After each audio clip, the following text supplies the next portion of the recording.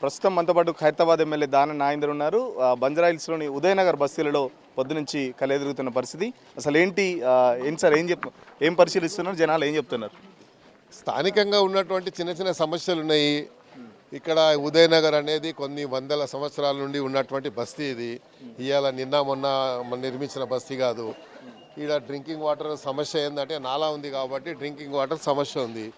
ఆ సమస్య విషయంలో నూతనంగా ఒక కమిటీ ఏర్పడ్డది. ఆ కమిటీ వాళ్ళందరూ కూడా నిర్ణయం తీసుకొని ఇక్కడ మన వారి ఆధ్వర్యంలో ఇక్కడ ఉన్నటువంటి సమస్యలు పరిష్కరించాలని వాళ్ళు చెప్పారు. ఇంతకుముందు కూడా పాత కమిటీ ఉండే, వాళ్ళు కూడా పనిచేశారు. వాళ్ళ లెవెల్లోనే ఇవన్నీ పనులు అవి జరిగాయి. మళ్ళీ ఇప్పుడు యువకులు వచ్చి ఉత్సాహంగా ఇంకా మిగిలిపోయిన పనులన్నీ చేయించుకోవాలని యువకులంతా కూడా ఏకతాటిపైకి వచ్చి కార్యక్రమంకి శ్రీకారం చుట్టారు. కాబట్టి ఇప్పుడు ముఖ్యమంత్రి గారు కూడా బడ్జెట్ పెద్ద ఎత్తున ఇస్తున్నాడు హైదరాబాద్ సిటీకి. ఇవన్నీ కూడా ఏదైతే స్ట్రీట్ లైట్స్ పోల్స్ ఏవైతే ఉన్నాయో అవి తీయడానికి 4,000 కోట్లు ఇచ్చాడు ముఖ్యమంత్రి గారు గ్రేటర్ హైదరాబాద్లో. అన్నీ కూడా స్తంభాలు ఇప్పుడు మీరు చూశారు, అక్కడ స్తంభం చూసినట్టయితే మీకు చూపిస్తాను. దాని మీద కేబుల్ వైర్స్ వేసి అవి వేసి ఇవి వేసి అది ఎప్పుడు షార్ట్ కొడుతుందో తెలియదు. కాబట్టి అండర్ గ్రౌండ్ లైన్ ఇప్పుడు వేయాలని ముఖ్యమంత్రి గారు 4,000 కోట్లు ఇచ్చారు. ఆ 4,000 కోట్లలో మా ఏరియాలో పెద్ద ఎత్తున వర్క్స్ చేయించుకోవాలనేది ఆలోచన. అందులో భాగంగానే ఎక్కడెక్కడైతే ఇలా కేబుల్ వర్క్స్ బాగా ఉండిపోయి ఇబ్బందులు పడుతున్నారో ఆ ఇబ్బందులకు పరిష్కారం మార్గాన్ని మనమే చూపించాలన్న ఆలోచనతో ఇక్కడ విజిట్ చేయడం జరిగింది. మరి అట్లాగే మన మంచినీటి సమస్య ఇప్పటికే ముఖ్యమంత్రి గారు వచ్చే సంవత్సరం నుండి రోజువారీ మంచినీళ్ళు ఇవ్వాలని ముఖ్యమంత్రి గారు నిర్ణయించుకున్నారు. ఇప్పుడు గోదావరి నుంచి మనకు సుమారు 9 టీఎంసీలు ఏదో అని చెప్తున్నారు. దాంట్లో మాకు ఒక 500 MGD వాటర్ కూడా అక్కడి నుంచి వచ్చినా కూడా హైదరాబాద్కు 24 గంటలు రోజు మంచినీళ్ళు ఇచ్చే కార్యక్రమం అవుతుంది.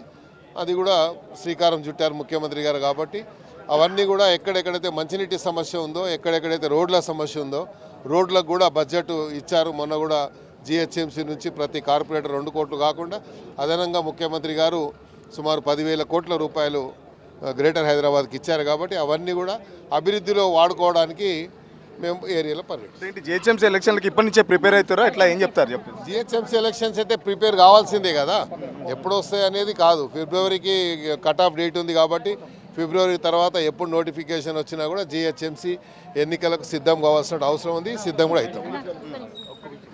నిన్న వేసిన కామెంట్స్ కూడా చాలా హార్డ్గా ఉన్నాయి. మీరు ఆల్రెడీ టెక్నికల్గా కాంగ్రెస్ పార్టీలో ఉన్నారు, బట్ అందరేమో బీఆర్ఎస్ అని చెప్తున్నా, మీరు ఓపెన్గా అయిపోయిన పరిస్థితి ఏం చెప్తారు?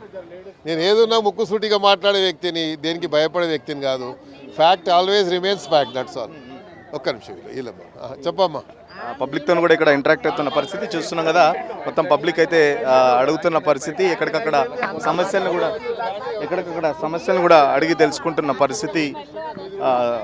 ప్రజలు కూడా సమస్యలకు సంబంధించి అడుగుతున్న పరిస్థితి. ఏం చెప్తున్నారు సార్ సమస్యల గురించి? ఇంకేం చెప్తున్నారు ప్రజలు? ఒకటే అంటారు, వాళ్ళు ముఖ్యమంత్రి గారికి ఇప్పుడే ధన్యవాదాలు చెప్పారు. మా బాగా వర్క్స్ జరుగుతున్నాయి, అది ఇదని డెవలప్మెంట్ వర్క్ జరుగుతున్నాయని. అందుకనే GHMC ఎలక్షన్స్ ఎప్పుడు వచ్చినా కూడా GHMCలో టార్గెట్ మిషన్ GHMC అని టార్గెట్ పెట్టుకొని 300 డివిజన్లు గెలవడానికి మేము ఏ రకంగా ప్రణాళిక సిద్ధం చేసుకోవాలో గ్రేటర్ హైదరాబాద్ పాత అధ్యక్షుడిగా నేను గ్రేటర్ హైదరాబాద్లో నాకు ఉన్నటువంటి అవగాహనని మరి ప్రజల దృష్టికి తీసుకెళ్ళి ముఖ్యమంత్రి గారు ప్రవేశపెట్టిన ప్రతి సంక్షేమ పథకాన్ని వాళ్ళకి అందించడానికి ప్రయత్నం. గతంలో కూడా మీరు ఇక్కడ ఎమ్మెల్యేగా పనిచేశారు, మరి ఇంకా ఇన్ని సమస్యలు ఎందుకు ఉంటున్నాయంటే ఏం చెప్తారు? మరి పెరుగుతున్న జనాభాని దృష్టిలో ఉంచుకొని మరి ఎక్కడ జనాభా పెరుగుతుంది. హైదరాబాద్ మీరు చూసినట్టయితే కేవలం హైదరాబాద్లో 50,000 మంది. థ్యాంక్ యూ అమ్మ. జనాలతో కూడా ఇంటరాక్ట్ అవుతున్న పరిస్థితి, ఎక్కడికక్కడ కూడా జనాలు కూడా వెల్కమ్ చేస్తున్న పరిస్థితి. ప్రజా సమస్యలకు సంబంధించి ఏం చెప్తారు? మీరు కూడా ఇక్కడ ఎమ్మెల్యేగా ఉన్నారు.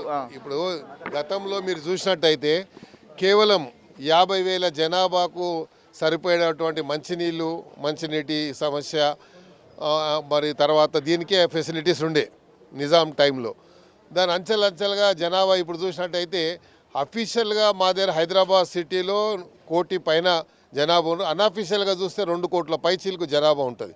అంటే ఇప్పుడు గ్రేటర్ హైదరాబాద్లో ఉన్నటువంటి 23, 26, 27 మున్సిపాలిటీస్ మెర్జ్ అయిన తర్వాత ఇది సుమారు 2 కోట్ల జనాభాకు పైచీలకు అవుతుంది. కాబట్టి అంటే తెలంగాణలో సగభాగం హైదరాబాదు, రంగారెడ్డి హైదరాబాద్ రంగారెడ్డి తెలంగాణలో సగభాగం అవుతుంది కాబట్టి తెలంగాణ సగభాగంని మేము కరెక్ట్గా అభివృద్ధి చేస్తే తెలంగాణ ప్రజలకు తెలిసిపోతుంది ఈ ప్రభుత్వం ద్వారా మాకు అభివృద్ధి సంక్షేమ పథకాలు అందుతున్నాయి అనేది ఒక సంకేతం పంపించాలని హైదరాబాద్ నుండి ఆ శ్రీకారం చుట్టాలని జిహెచ్ఎంసీ విలీనాన్ని కూడా పార్టీలన్నీ వ్యతిరేకిస్తున్నాయి కదా, ముఖ్యమంత్రి ఇష్టానుసారంగా వివరిస్తున్నారు. ఎంఐఎంకి విలీనం అనేది ఎప్పుడే కానీ మెర్జ్ అయితే మీకు బడ్జెట్ పరంగా కానీ కేంద్రం నుంచి కానీ ఇతర రాష్ట్రాల నుంచి పోల్చుకున్నట్టయితే ఏ రాష్ట్రంలో కూడా 2000 కిలోమీటర్లు మన స్క్వేర్ కిలోమీటర్లు దాటి ఎక్కడ కూడా గ్రేటర్ హైదరాబాద్ లేదు. అదృష్టం శాతం ఈరోజు హైదరాబాద్ సిటీ మీరు చూసినట్టయితే సుమారు 6000 స్క్వేర్ కిలోమీటర్ల వరకు ఇంచుమించుగా వస్తుంది. అంటే హైదరాబాద్ సిటీ పెరిగిన కొద్దీ ఇక్కడ ఉన్నటువంటి నిరుద్యోగ సమస్యలు కానీ ఎంప్లాయ్మెంట్ సమస్య కానీ ఎక్కడెక్కడి నుంచో వచ్చి ఇక్కడ బతుకుతున్నారు, అంటే బతుకు తెరువుకి ఇక్కడ వస్తున్నారు. మన గతంలో ఇనవరం పాలమూరు నుంచి మహారాష్ట్రకు పోయారు, ఇంకో దగ్గర పోయారని.